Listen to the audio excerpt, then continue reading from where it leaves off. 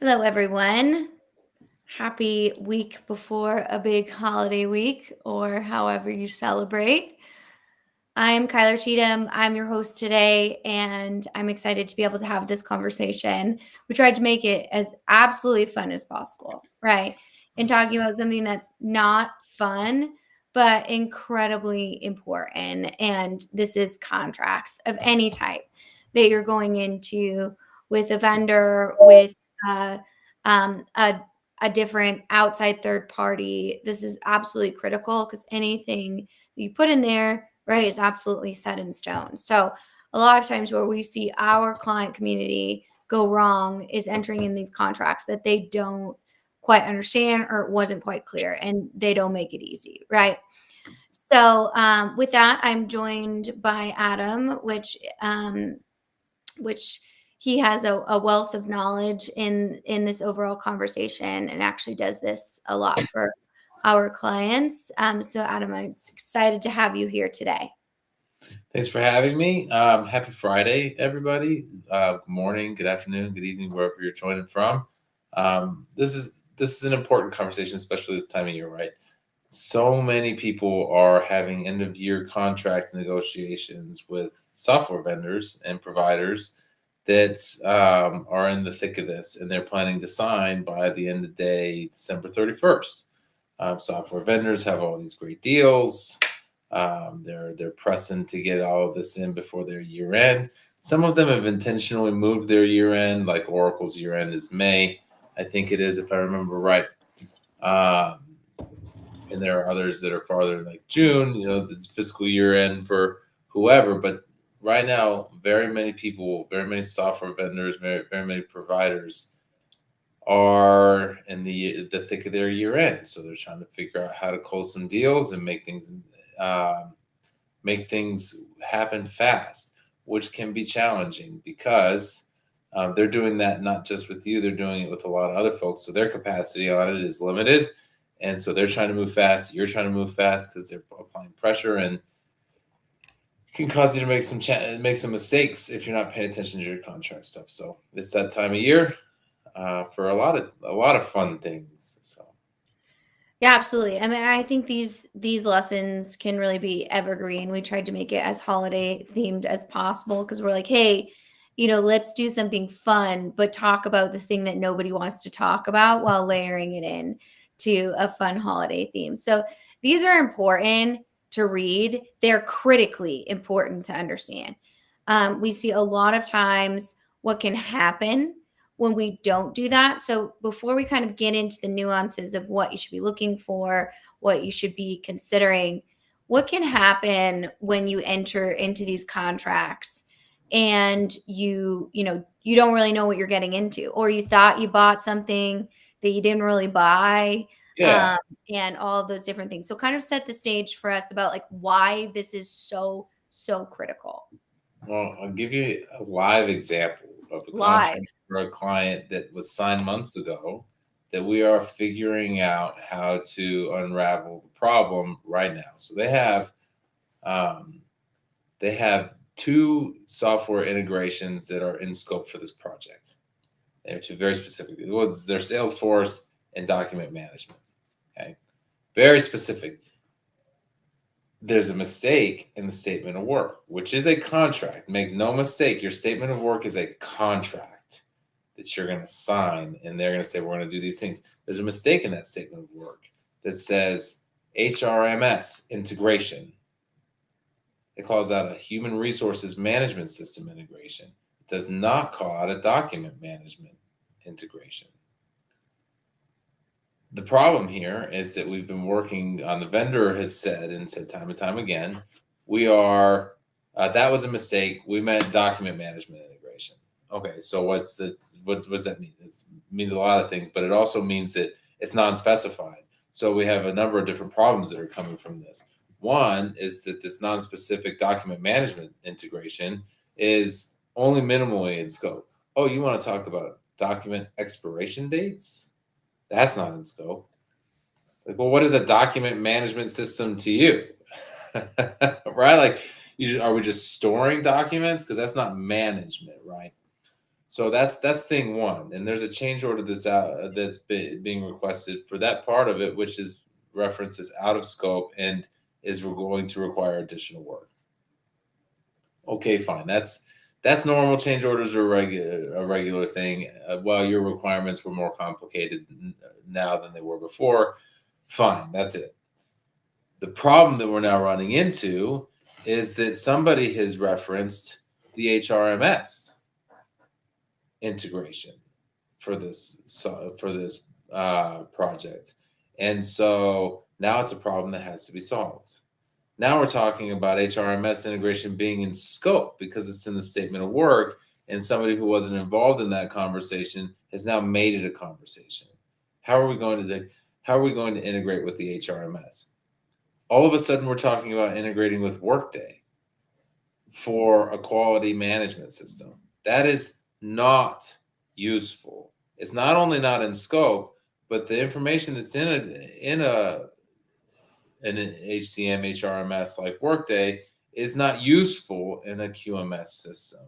There's no data in that's going to be that is in scope or required for this project. But we got to solve for it. It's in the contract now. And now that we thought we solved for it, it's come up again. And what's going to end up happening now that we have this document management systems over here, this is what we meant by that. And now we're talking about HRMS specifically as in scope. That conversation is going to gain legs. And what's going to happen by the time we finally say that we are not doing that, somebody's going to say, well, that's what's in the contract, so that's a reduction in scope. And somebody's going to, wait, whoa, whoa, whoa, whoa, whoa. That was the document management system that you just crossed off. Well, that's not what the statement of work says. And the statement of work is the master document at this point. So what we're at risk of, the problem that we're at risk of having is not just eliminating the HRMS from scope, which should happen. We are at risk of now losing the scope of the document management system because it's not in there. And our misunderstanding will become a reduction in scope because of what's in the statement of work. And that was not caught before they signed the agreement. So that's something that is a small example of what can create problems along the way. I mean, it doesn't sound like a small example to me. It sounds like a huge issue, obviously. And so, I mean, just to break that down, to touch on the statement of work, is that the same as a contract, or is that a It is totally different piece? So let's break a couple of things. This is a good question worth walking through. Okay, for the most part, you have four things that you need in order to sign, in order to start a software implementation. They may all four things come from the same document. They may come from four separate documents, but you need at least four things. One is the order itself for the actual software. How many licenses am I going to buy and for which modules? Right. That is thing one, typically called an order form. Okay. Thing two is the software terms and conditions. Sometimes called an MSA, sometimes called a cloud software subscription services agreement, whatever. It's the document which dictates the terms and conditions for which the software will be used, not how it's implemented, how it will be used and managed by the vendor. These are our cloud update protocol.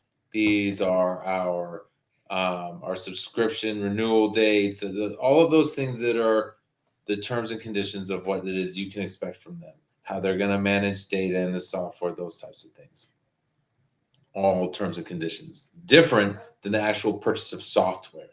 Because if you buy more software, it will still fall under the terms and conditions of the master services agreement for the software. Master software services agreements. They all every vendor's got a different name for it, but those are two clear purposes. Now we have terms and conditions, and we have an actual purchase of software. We have those two pieces. That's one part. Often come together, not always. The next piece that we need is a professional services agreement, which is the relationship with the organization who is going to implement this software. the terms and conditions for the professional services organization. Again, may be your software vendor, may be a system integrator, may be a value added reseller, maybe somebody else, but it is a master services agreement which is related to the professional services work that is different from the software. It's the you bought software. Now you need to implement it. The implementation side of it's that master services agreement, professional services agreement, whatever it is your vendor calls it, software reseller, whatever. So that's the third component, and the fourth is your statement of work. What are the actual services that are going to be provided in order to implement this program? So you had to have all four of those components. Now, for Okay. those of you who are negotiating end of year, focus on your software licensing first, right? At the end of the day, your biggest discounts from an end of year perspective should be software based. Professional services stuff can wait. Um, they're not going to go anywhere because they know that you're buying software. They're not going to panic, but the software folks are going to. They are going to be really pressing on getting that into year, and they aren't going to give you the discounts past December 31st anyway. The discounts for the professional services stuff can wait. So anyway, They aren't going to give you those discounts? Is that what you said? likely right at that point, because you can still say for the most part in a lot of cases, I signed for the software. I don't have to sign a professional services agreement with you. Um, and if you're going to go and give away my discounts, then you're going to say, well, the January 1st is too late. I'll go find somebody else. And Mhm. you still have that leverage. Okay.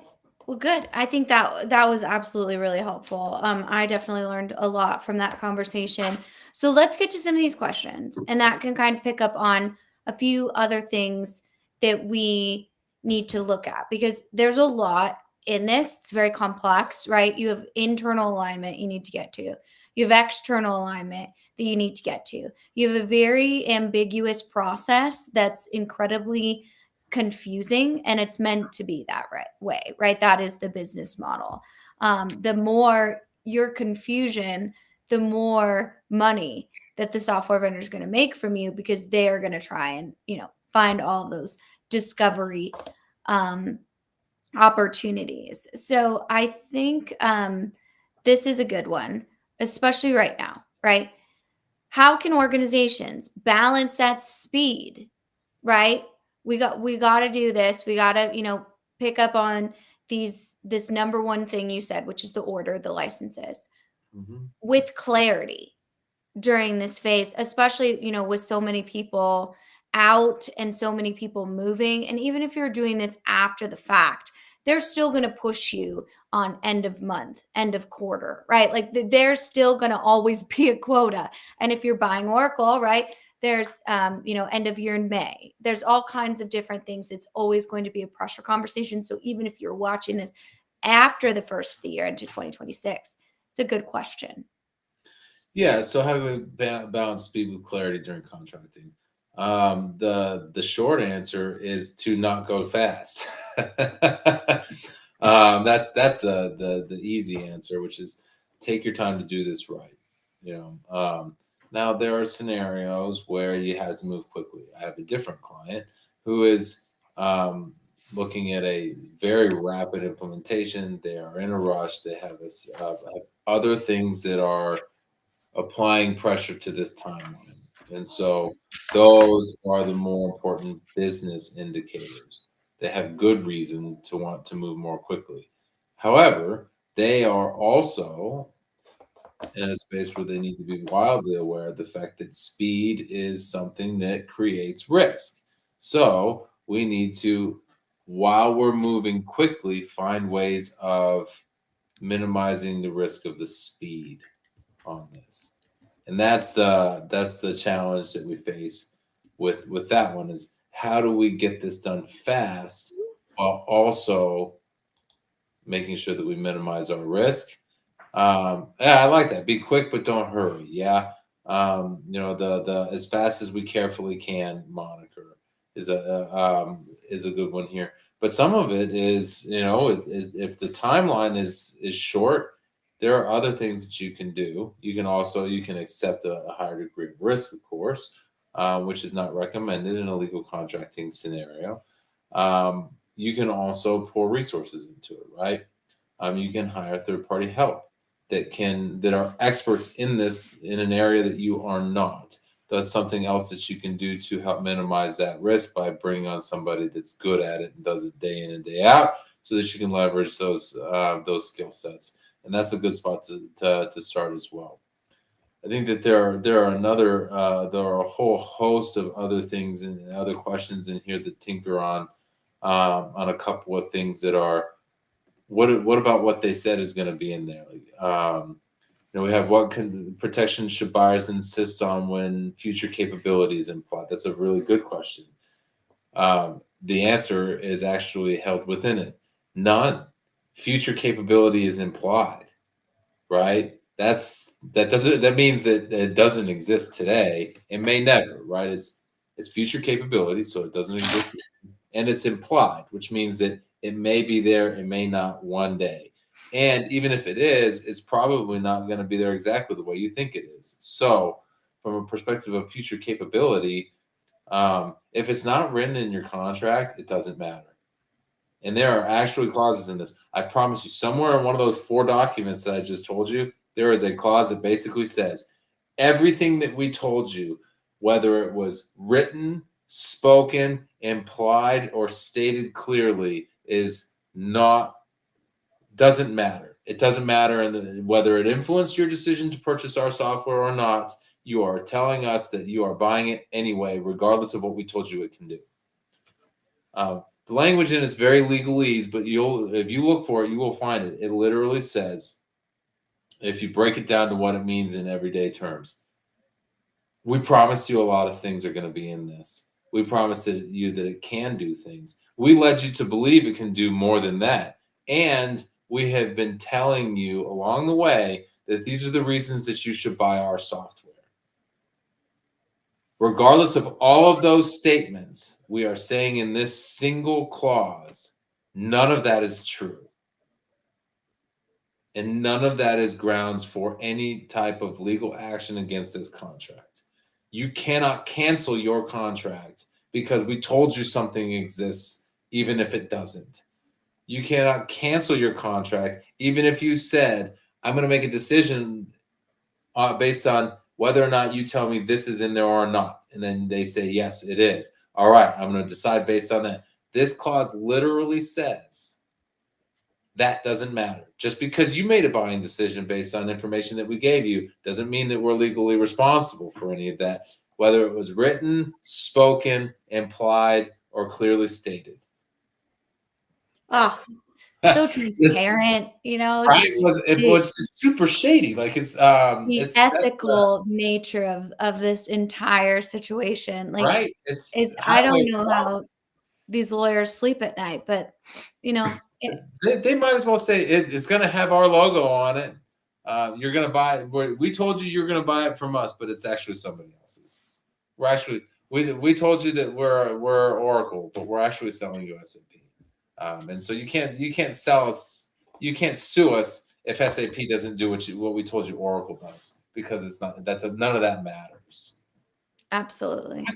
The idea that we are buying based on the entire sales cycle, the 6 months that we put into this, and the 6 months of work you've spent convincing us to buy from you, you are telling us to ignore all of that because none of it matters in a legal contracting perspective.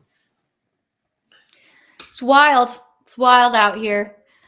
Okay, let's do this one. I'm gonna kind of shift it a little bit because I think this is important. And this is, a building piece on what you just said. Because like who the, who the hell thinks that's going to be in a contract, right? Like that's actually insane. So who should be reading these in your organization? Who should be responsible for knowing what that means, whether it's, bringing in an expert, bringing in a SaaS attorney, like whatever you're doing, what what do people need to understand about the importance of reading this and who should be reading it? Well, let's ask that question slightly differently. If I read the instruction manual, would you want me flying your Boeing 777 across the country with a with you, your family, and all of your things just because I read the instruction manual? I mean, since I know you, I would be absolutely comfortable with that because you Well, like thank you for that. I appreciate it. dissect the Barbie dream house. And if you ever seen this man do a Lego, it's like, okay, it's not that deep. But um, but I get where you're going on that analogy. it's like should you always bring in an expert? Technically, the answer to this question is no. You shouldn't always bring in an expert. But what you should always have is somebody with expertise and authority reading your contracts, right? I'm a guy like when I was in college and they'd say, "Here is your lease for this apartment." I read the whole thing, right? Like I read every word of it and asked questions about it. This is what's going to come down to it when you want to cancel your lease and what you're going to get, and what you're not. It's the same thing in your contracting from a software perspective. Somebody who has the expertise and authority to read, understand, and make decisions should be reading these contracts. That might be your legal team, right? That's fine.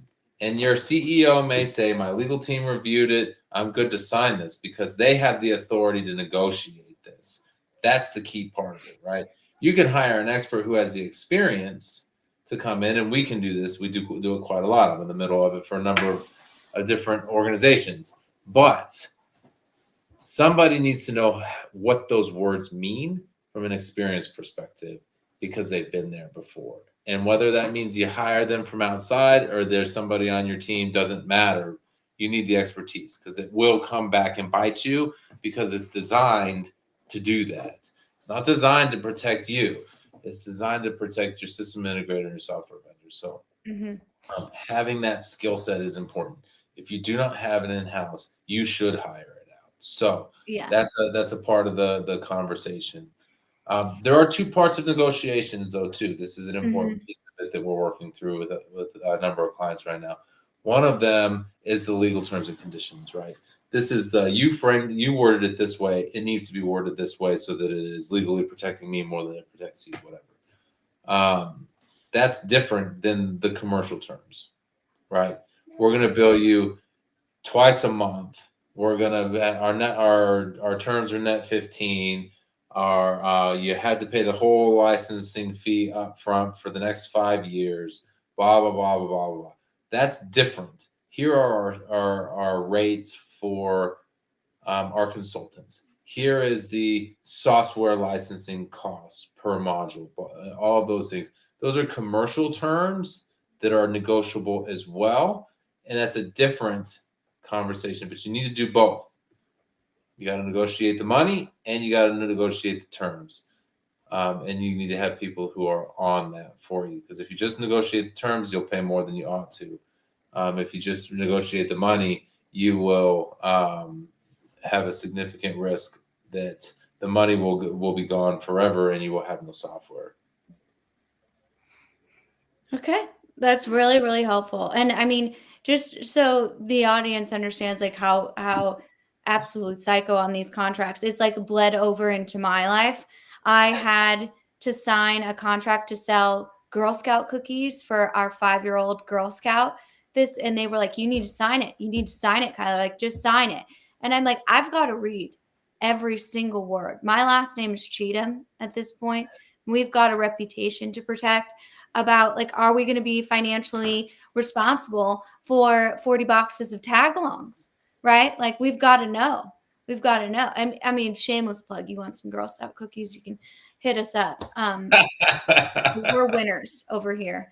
We're not losers. Yeah, is Adam getting his pilot's license? I mean, hopefully.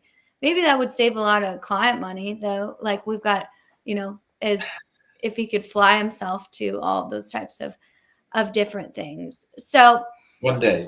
I've flown a yeah. plane before. Did you know that? No, I did not know that. Done that. I have flown a plane before. Well, I love that. Okay, so we made it to the halfway mark, right? So we've got to talk about AI, obviously. So traditional contracts assume deterministic software. How should contracts evolve for probabilistic AI systems? What a loaded question. I know. Uh, So I'm gonna leave this up here. Let's unpack this like a little bit. The first thing I want to talk about is how can you put your contract into ChatGPT and it pull out all of the things that you should be red flagging? Is there an option to do that with Copilot, Gen AI systems, anything like that? all of the things, no. You can put let's put it this way. You can put your contract through ChatGPT. That's fine. You can do it. Go for it. It'll give you good ideas, right? It is not. So at the end of the day, what's going to happen when your software implementation fails? You're on the hook for millions of dollars, and your answer is, "Well, ChatGPT said this." Is that going to help? No, it's not going to help you at all. They're going to say, "You put it through AI. No wonder we're robbing you." Right? That Mm-hmm. was your baseline. That was your legal review. No. Um, at the end of the day, AI, and you look at a lot of court cases right now, AI is no protection in the court of law, Mm-hmm. right? There are folks who are in a lot of trouble because they Oh yeah, use AI yeah. for the contracting. So it is a source of information from a contracts perspective. You can use it; it will identify holes. The biggest problem with this, though, try this. If you really want to know how AI can help you with your contracts, put it in AI, put it in ChatGPT, put it in whatever, and then start a totally different thread. Mm-hmm. Put it in again. See if you get the same answer. You won't. That's interesting. We should test that out. That sounds fun. 100% certain. That's why there's a ask this question again button on ChatGPT. It says, let's rerun that. And you get a totally different answer. It's Hmm. not like Google, where you Google the same exact term once and the algorithm gives you the same exact things, where you can backtrack and say, man, I remember what I Googled, but I can't figure out where that website was. But I Mm-hmm. remember I scrolled down about halfway. I'll put the exact same thing in. And you find that same link. As long as it's within the right amount of time and Google hasn't changed their algorithm since, for the most part, you'll find it in exactly the same spot. Mm-hmm. Totally different answers from GPT. Totally different answer from Copilot. It will not be the same. Mm-hmm. So that's a piece of this. But as we started thinking about how contracts should evolve for the AI systems that are coming, that's a complicated question because it's going to, and I promise you, somewhere in those contracts, it'll be just because our AI told you gave you an answer doesn't mean it was a good one. Because they're going to treat it just like professional services. It's like it's a combination between professional services and software services agreements, where there's just because we gave you an answer doesn't mean that it was the right one. There's a clause in that there in your professional services clauses, in your professional services agreement. This is another doozy. Mm-hmm. The first time you read it is like, is this for real? But you kind of have to understand the bits and pieces of it, from a perspective of when you are implementing something as a professional services organization. There is a clause in there which is, just because we gave you advice and you took it, just because you took the advice that we gave you, doesn't mean that we're responsible for it. You took our advice. You did that. We just said it out loud and you went and did it and it lost you millions of dollars. That's not our fault. It's your fault for Mm-hmm. listening to us. What Mm-hmm. were you thinking? Like, that type of language will be in AI system conversations as well, which is part of why when we talk to clients about AI, we talk a lot about, what do you want your AI to do? And I'm not talking about, I want it to give me good answers. It's do you want it to make decisions, or do you want it to identify decisions that you should make? Right. I tend to lean towards the latter. Right. And maybe I'm an old fart who isn't going to trust this AI thing ever. Get off my lawn with your Yeah. AI Absolutely. machinery, Yeah. type of thing. But if an AI system does something, and something happens, who's responsible for that? Let's put it this way. If your self-driving Tesla runs somebody over, who are they going to sue? It's not Tesla. It's you. So if your AI software causes you to make a bad decision, that's your fault. Even Mhm. if you allow it to make a bad decision for you, that is your fault. Yep. Yeah. I think of like a good case study for this is like the Air Canada chatbot that, told someone they could potentially have a certain cancellation time frame. It was like a bereavement cancellation Right. type of thing. Long story short is the customer sued Air Canada. Air Canada was like, well, that's a vendor's chatbot. And the vendor's like, we don't know anything about that. Yeah. Like it's your chatbot, man. You put in all this information and it pops it out. And the customer actually won. They won all of that money back because the chatbot told them this thing on representation of the business. The vendor's like, that's not my issue. It was Air Canada that was held responsible for that. The So same way, if your employee tells somebody something, they that's something that customer now is going to hold you account for, and they should. they should absolutely, but more importantly, they should make sure it's in the contract, right? Your Um, software, when they're professional services, all of that stuff is different. mhm. Yeah, Uh, yep. And that's the thing that I think this conversation is so critical to understand because a lot of people equate with what the sales engineer, right, says that is in that process is exactly what you're going to get, and that couldn't be farther from the truth. And I think it's let's it's literally say that may or may not happen. yeah, exactly. And I think a lot of people don't really realize that, right? They think it's just, and we hear languages a lot like, oh, this is a standard agreement, or everyone else in your industry is super comfortable with this. It's no, there's a lot of language in there. It takes vigilance and really a lot of discipline as a Yeah, business to say like, I don't really care about any of those types of things. I'm going to read every single word in here and really understand it. Nobody wants to read an entire contract like that, right? Absolutely no one, right? And so that's why you have to make sure that you have someone, whether it's internal or external, that's really going to be your advocate in that conversation. Because anything that you sign, that is, you're not getting a refund. I can guarantee you that right now. And that's a big piece of this conversation.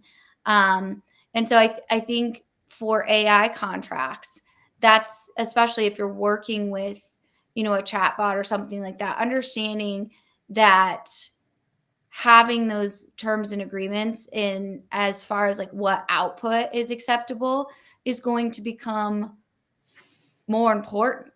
So it's definitely an interesting time. So let's see. Let me find some good ones in here. I think this is really true. I mean, it's more of a comment. Most contractors' failures aren't legal issues; they're clarity issues that surface during delivery. I think to a point that's true, right? Like, and rescoping and change orders are not they're not abnormal, right? Like, that happens as the project needs to be flexible, but there are some like significant issues in the original agreements that just weren't recognized by the client. And even we've seen this happen with internal legal counsel. They're not used to these types of agreements yeah. in that type of that language, right? When we talk about things like commercial terms, like Adam touched on, right? That's very industry specific. It's meant to kind of bamboozle you. That's why SaaS is such a powerful model because you're now in a subscription relationship, for a certain amount of time. It's the same thing, that we've seen, and everyone has those like pesky subscriptions to, you know, Netflix that they forget about. And all of a sudden, they've paid hundreds of dollars to Netflix without really knowing that. That's why you see all of this pressure to move to vendor SaaS systems, and them even deciding if they would even sell you something that's not the most profitable system for them. Yeah. Well, and there are also a couple of things in here that I think are worth picking at. Was very early in the conversation, we had a comment through YouTube. What's the cost of discovering constraints after work is already underway? We also, related to that, we have when it comes to the statement of work, how do you ensure that there's no gray area? You kind of can't in this. And the cost of discovering constraints after work is already underway. There's a reality in this that's built into these contracts in the way that they're facilitated, which is you have to get as much as you can, but it will never be perfect. Which is really really hard to hear out loud when you're signing a contract that is this is a forever thing. But at the end of the day, you will identify requirements that you didn't know you had. Unknown unknowns are a real thing. Those will happen. And in some cases, there'll be major requirements and they will cause the need for a change order. That's why those things are the way they are. The key is to be in a position where you have gotten everything that you can on the table before you get into this. Then that way you've gone through and asked, what do I not know? So you start making your unknowns known, right? As uh, I don't know this, I don't know that, I do know all of these things, so that you can make that list of unknown unknowns as small as possible. Then from there, when they come up, you have a structure for handling them. And some of them will be things like I had no idea that we were doing this way, and I promise you, there are things that are happening in your company you have no idea are happening, especially how, right? Which is fine. It is what it is. Um, that becomes a request for a change order, and that's all right. There's space and time for this because you still have the ability to say, "Do I need this? Yes or no?" And if I do, how much is it going to cost? And what are my options for being able to deploy this? Right. If I don't go through the process of actually documenting and saying what I need, then that list of unknown unknowns is massively long, and everything's a change order, right? Oh, you wanted the ability to create an invoice and send it. Whoa, whoa, whoa, whoa, whoa, whoa, whoa! Yeah, we created you lots of invoices. Sending them electronically, that's a totally different story. That's a change order. It's the stupidest thing I've ever heard, but it's now you got me in a position where I can't do anything about it, right? Because I didn't do my homework. Uh, I need to be able to create an invoice and send it in multiple languages and multiple currencies based on the customer record's language of choice. That may be different now. Oh, and if I send it to that same customer, if I send it to this address, it's got to be in that language. If I send it to this address, it's got to be a different language. All right, we didn't really think that this was a requirement of our customers because we didn't talk to the person who translates all of these invoices. But we do have an actual customer requirement that we didn't document, and now we have a problem that we need to solve. Okay, what are our options? That we could have that same person continue to translate all of our invoices, or we'd have the software do it. That's a customization. Blah blah blah. Now we're talking about something we ought to be, as opposed to something that we didn't think about hard enough at the beginning. Absolutely. That's such a good point.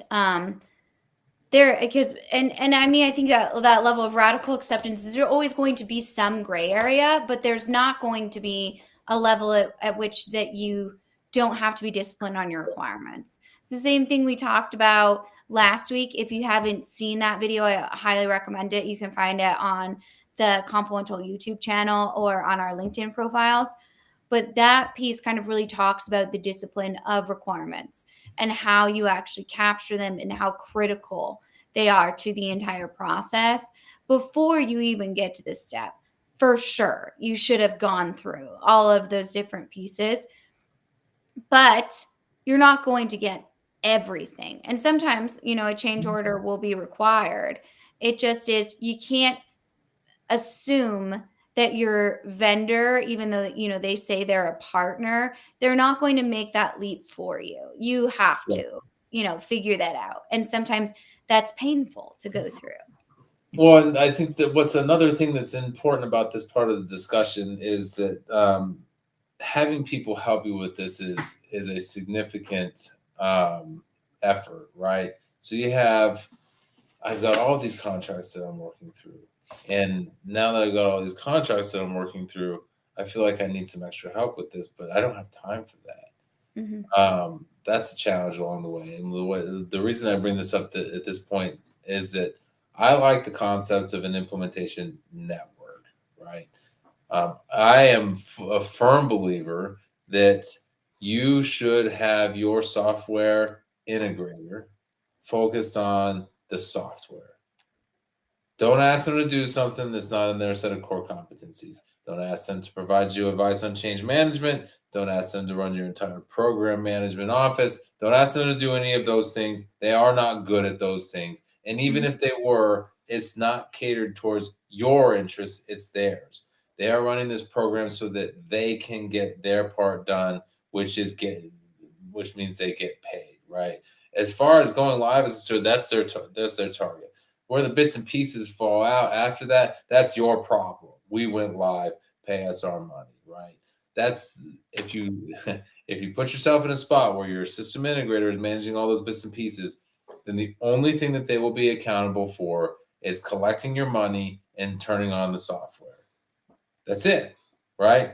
So ask them just to be accountable for the things that you know that they're only going to take credit for anyway, right? That's your job. Don't give them other jobs that they're not going to say that they're responsible for when the shit hits the fan, right? That's not my problem. That was yours. So hire somebody else to do that. The problem is that when you start really getting into this, you're talking to a software vendor, you're talking to a system integrator, and now our problem is that we need somebody else to play this role. But we got to get this contract signed. We got to get this up and running. We got to get started.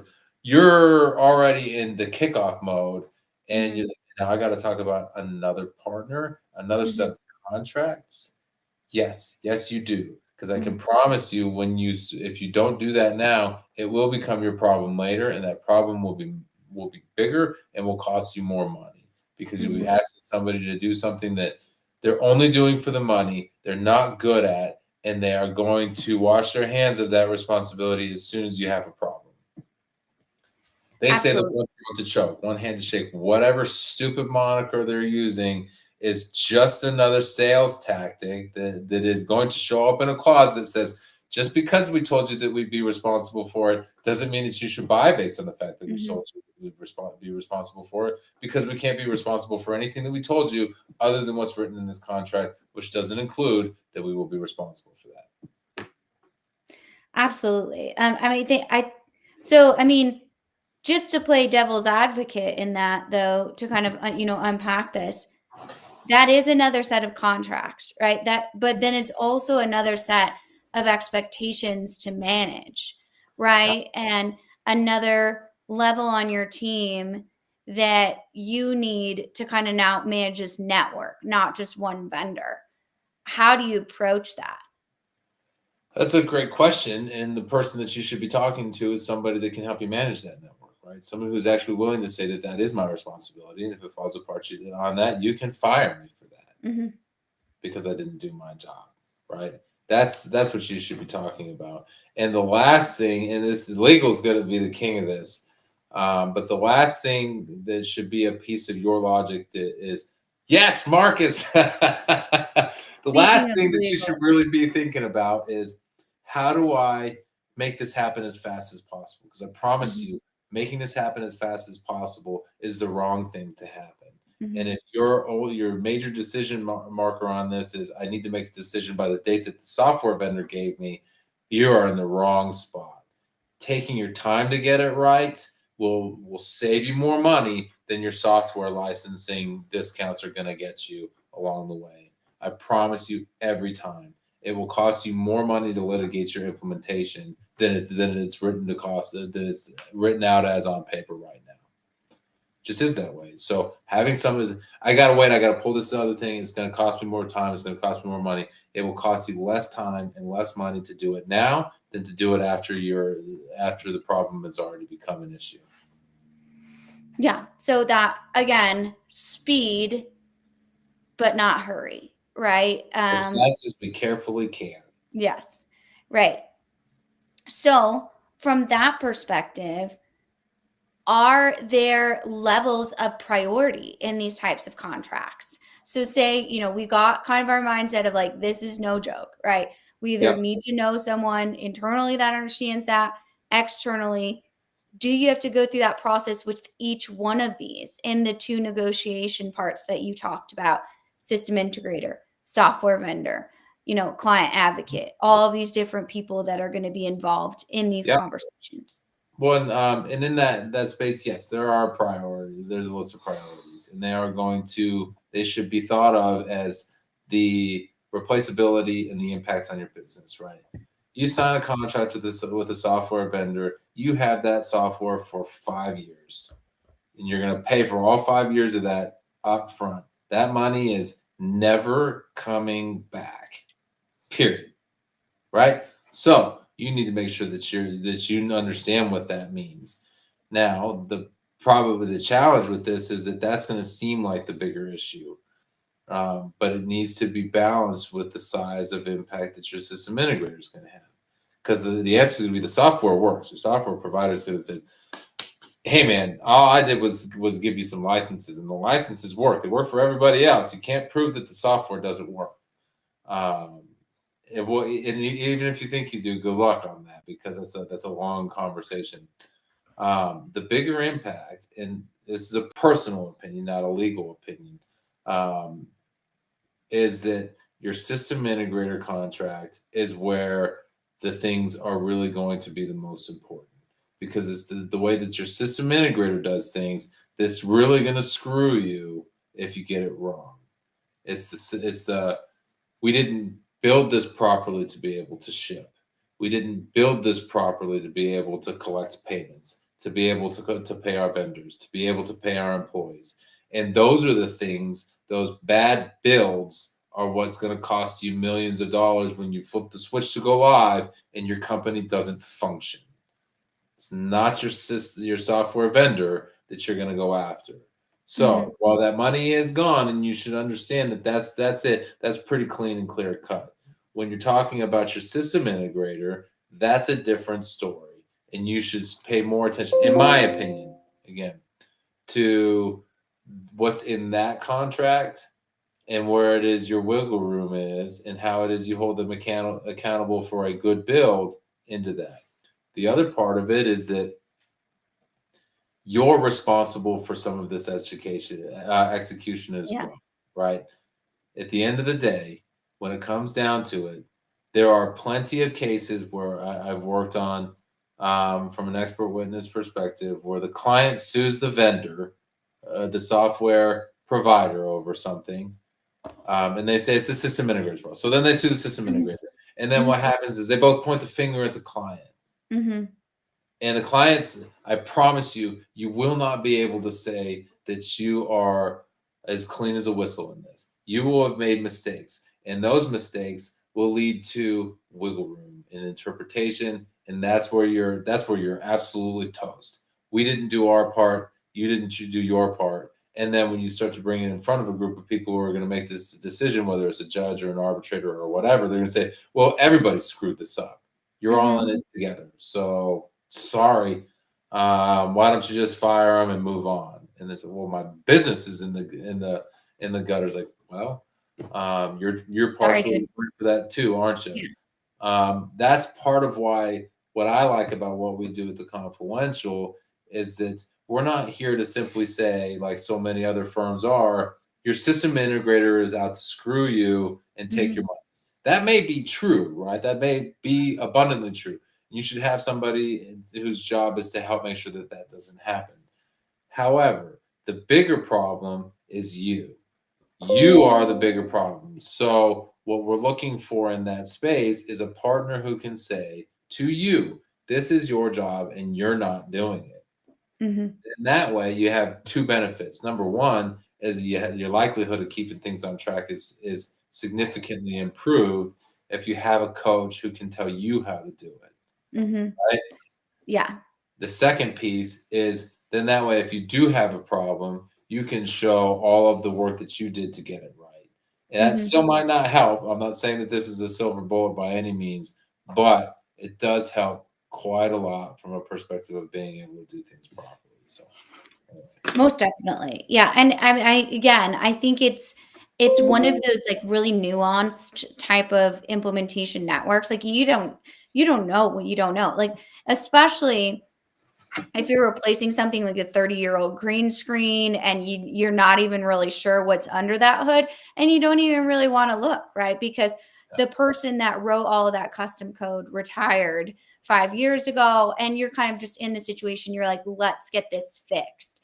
But you have to be intentional about each one of these agreements that you go into for Mhm. your own sake, right? Yeah, I'm not sure if I froze or if you can still hear you did. me, It's a beautiful shot. but I think and this is at the end of the day, um, you should do your homework on this. Mhm. Signing a contract at any given point in time will always be a risk, and there are Mhm. ways of reducing that risk to as small as it can be. And sometimes it's still a pretty big risk, and it's your job to figure out how to shrink those things. And I think that that's important. I think that there's to come back to the conversation we started last week on rehabilitating things and getting things better. I Yeah. talked to guys about my shoulder, right? And how it is I was going to go through the due diligence of figuring out how am I going to strengthen it, how am I going to listen to it to determine whether or not rest or strengthening was important. And I think that for me in this conversation with contracts, the thought process that I'd like to apply here is you can go to a gym, you can sign a contract with the gym. Gyms are just as bad as system Absolutely. I was integrators, like, right? that's a genius example. And what's going to happen? I'm going to sign a contract with the gym, and I'm going to tell them, look, I got a bum shoulder. I'm trying to figure out whether or not rest or rehabilitation is more important, strengthening, what type of rehab, this type of thing. And they're going to say, we got somebody that can help you with that. We got a personal trainer, this, that, and the other. And so I'm going to talk to this personal trainer. I do my own work on this from a perspective of listening to my own body. So it's kind of my gym is literally right underneath me right now, in the garage. But at the end of the day, you're going to sign a contract with somebody who says they can do some things and some stuff. And what's going to happen if I go into that gym and they told me there's strengthening is the answer? Because for them, if I'm not working out, then I'm not using the gym, and that's their product, right? So they want me to use their product. So I'm going to go work out because that's going to be their recommendation. And then what happens when I blow out my shoulder? What are they going to say? Well, it's your shoulder, man. Like you're gonna have to get surgery on that. And I said, well, my shoulder's blown out. I took your advice, and I said, well, that's your problem, not mine. You took our advice, but that's not. We're hands off on that. You blew your shoulder. You're responsible for that. And then what am I going to do? And I say, well, then I'm going to cancel my gym contract. And they'll be like, oh, I'm sorry. You got the wrong phone number. Please call back during the hours of doesn't exist and doesn't exist. And all of a sudden, I can't cancel my gym contracts either. And I said, what is happening here? They're continuing to take my money. I got to cancel that card. And then they're still going to come after me because I signed somewhere that says I will pay this gym contract in perpetuity unless I pay a $500 cancellation fee in the to get out of this in 90 days. Like, Mhm. well, I can pay $300, $100 a month for this, so $500 is more than that. So I might as well for the next 3 months. And now I'm in this circular gym logic Mhm. on contracts and all that trash because I didn't read things and didn't make a good decision for myself Mhm. on how I should be responsible for my own rehab on my shoulder. Yeah, and the only other point I'll put in there is, like, you're not an expert in gym contracts, right? It's Like, true. you didn't have any idea, like, what you were really signing up for. Other people have the gym, other people talk about the gym online, other people have gotten results from the gym. Like, Yeah. that is very similar to the Look at pressure. that guy over there. He's Yeah, squatting he looks 400 great. pounds. Yeah, Yeah, and he's, dude. he's your Lightweight. age, he's, in your, now all of those different things, that's what you're kind of swimming upstream Yeah. against. So we unfortunately we both have to get to other meetings that we have to talk to. our actual clients. Not that you all aren't amazing and important, but we definitely wanted just to like turn the tails to how grateful we are for you all this year, and all your support in us, kind of going and starting our business. It's been 2 years now, which is shocking. Almost in that conversation. But from the bottom of our hearts, we wanted to wish you, very happy holidays. Hope you take intentional time, not only with your contracts, but with your families as well. And have some fun. And we will actually see you. We might pop in on the week of, now, it probably will be after the first of the year on January 2nd when we'll see you again. So thank you all. Happy holidays to you. Very happy new year. And we can't wait to see what you come up with on smart contracts next year. So with that, we'll see you later. Thanks, guys. Thanks, Bye. everybody. Bye.